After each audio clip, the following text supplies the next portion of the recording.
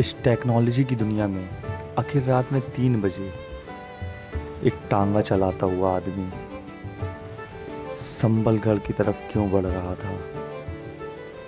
चलिए जानते हैं इस कहानी के माध्यम से। दरअसल हरीश के पिता का ट्रांसफ़र इंदौर के सबलगढ़ में हो गया।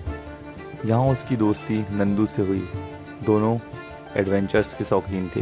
नंदू और हरीश पार्क में मिलते थे और आपस में एडवेंचर्स की बातें करते थे। एक बुजुर्ग भी उसकी बातें सुन रहे थे। एक दिन उन्होंने उन दोनों दोस्तों को सबलगढ़ के किले के बारे में बताना शुरू किया। उन्होंने बताया कि कैसे अपनी अपनी जवानी के दिनों में वे सबलगढ़ किले पर पहुंचे। पिछले भाग में उन्होंने अपने किले को प्रवेश द्वार तक पहुंचने की बातें बताई।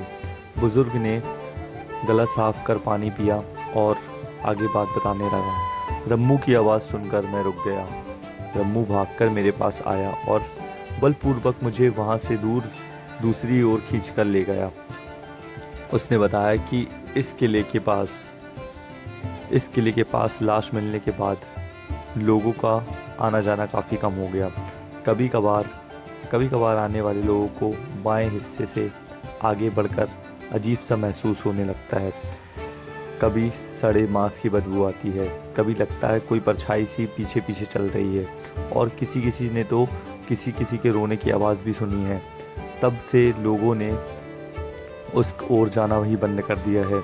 उसने मुझे दिखाया कि वो इधर तक चेतावनी बोर्ड सूचक पढ़कर आया है। हम दोनों दाहिने बरामदे की ओर चलते हैं। अंदर बहुत से कक्ष बने हैं। कुछ साधारण सजावट वाले हैं तो कुछ बेहद सुंदर नक्काशीदार छत। उन कमरों का आकार भी अन्य कमरों से बड़ा था और उसमें संगमरमर का सुंदर स्पर्श लगा हुआ था। एक एहसास मात्र रह रहा था क्योंकि उसने पूरे किले में चारों ओर कबूतरों, चमगादड़ों और अन्य पक्षियों का बसेरा हो गया था। उसकी बीट की मोटी परतें फर्श पर जमी हुई थी। एक अजीब सी गंध आ रही थी। हम लोग किले में घूमकर देखते रहे, फोटोज उतारते रहे। मैंने किले के बाहर से चारों ओर घूमकर फोटो ले ली। इसलिए तुम्हें वो नदी और पास का जंगल भी दिख रहा होगा। इतना कहकर बुजुर्ग रुके। उन्होंने जेब से रुपए निकालकर हरीश को कहा, बेटा पार्क के बाहर वाली चाय की दुकान से सबके लिए चाय ले आओ। चाय पीते पीते बात करते हैं। हरीश मुस्कुराकर बोला, अंकल आप पैसे रहने दो, मेरे पास हैं, मैं ले आता हूँ। नंदू भी साथ हो लिया क्योंकि तीन चाय हरीश अकेले नहीं ला सकता था।